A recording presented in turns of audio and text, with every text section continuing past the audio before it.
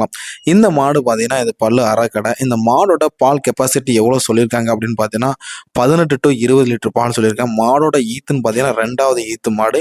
இந்த மாடு என்னைக்கு கண்டு ஈனுச்சுன்னு பார்த்தீங்கன்னா, இன்னைக்கு அதிகாலையில கண்டு ஈனியிருக்கு. ஒரு அழகான ஒரு காளக்கன்னு ஈனியிருக்கு. இந்த மாடோட பிரைஸ் எவ்வளோ சொல்றாங்க அப்படின்னு பார்த்தீங்கன்னா, ரூ. 77,000 சொல்றாங்க. நேர்ல வந்தா நம்ம அனுசரிச்சு கொடுக்கலாம் கூட தெளிவா சொல்லிட்டாங்க. மாடோட நடைய பாருங்க, எந்த அளவு ஊக்கமா நடக்கு. நீங்க நடக்கிற பார்த்தால உங்களுக்கு தெரியும்.